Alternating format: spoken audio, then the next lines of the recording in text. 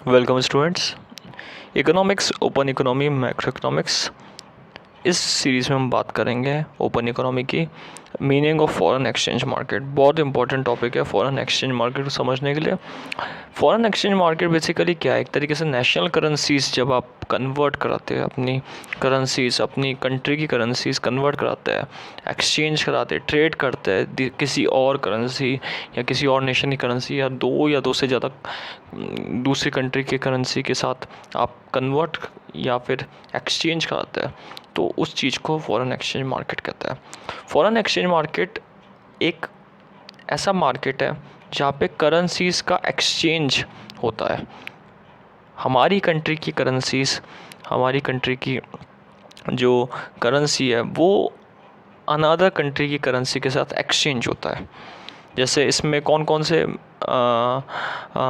Institutions आते हैं, firms आती है, बैंक्स अलग अलग आती है, सेंट्रल बैंक्स आती है अलग अलग कंट्री की, इन्वेस्टमेंट मैनेजमेंट फर्म्स आती है, इसमें कॉमर्शियल कंपनीज आती है, investors, retail forex brokers, hedge funds, ये सारे आते हैं इसके अंदर। तो यहाँ फॉरेन एक्सचेंज मार्केट जो बना है वो इन लोगों से ही बना है, इनके द्वारा ही बना हुआ है, इन इंस्टीट्यूशंस के द्वारा ही बना हुआ है। ये फॉरेन एक्सचेंज मार्केट में एक इम्पॉर्टेंट रोल प्ले करता है करेंसीज़ को एक्सचेंज, कन्वर्ट और ट्रेड कराने में।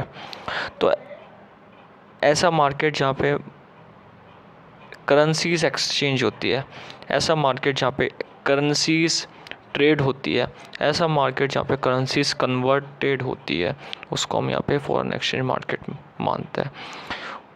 फॉरेन एक्सचेंज मार्केट के अंदर जो डिमांड है, अगर देखा जाए तो डिमांड किसकी आती है? फॉरेन एक्सचेंज की। डिमांड कौन करता है? डिमांड करते हैं जो फॉरेन एक्सचेंज का यूज़ करता है। कब? जब किसी कमोडिटीज़ या किसी सर्विसेज को, जैसे कोई कमोडिटीज़ बाहर की है, अदर नेशन की है, तो उस अदर नेशन की कमोडिटी को ख़रीदने के लिए जब भी हम बाहर जाते हैं, अब्रॉड जाते हैं, रेस्ट ऑफ द वर्ल्ड में जाते हैं, फॉरेन कंट्री में जाते हैं, तो हम किसी भी फॉरेन एक्सचेंज की डिमांड क्यों करते हैं? क्योंकि हमें वहाँ फॉरेन कंट्री की कमोडिटीज़ एंड सर्विसेज को ख़रीदना होता है। तो उस कमोडिटीज़ एंड सर्विसेज को ख़रीदने के लिए वहाँ की करेंसीज़ की डिमांड होती है, और जब वहाँ की करेंसीज़ की डिमांड होती है तो पीपल जो होते हैं वो उस चीज़ का डिमांड करते हैं। तो जो पीपल होते हैं, वो जो पब्लिक होती है, वो फॉरेन एक्सचेंज की डिमांड इसलिए करती है जिससे वो कमोडिटीज़ एंड सर्विसेज को ख़रीद सके अदर नेशन की। They want to send presents abroad. जब वो अब्रॉड जाते हैं तो उस चीज़ का यूज़ करने के लिए डिमांड करते हैं फॉरेन एक्सचेंज की। They want to buy financial asset, और फाइनेंशियल असेट भी हो सकती है। फाइनेंशियल असेट को किसी फाइनेंशियल असेट किसी पर्टिकुलर कंट्री की, पर्टिकुलर नेशन की ख़रीदने के लिए भी फ़ॉरेन एक्सचेंज की डिमांड होती है। सो फ़ॉरेन एक्सचेंज की जो डिमांड होती है, लोग क्यों करते हैं? क्योंकि उनको अदर कंट्री या अनदर कंट्री की कमोडिटीज़ और सर्विसेज को परचेज़ करना होता है। इस कारण से फ़ॉरेन एक्सचेंज की डिमांड की जाती है।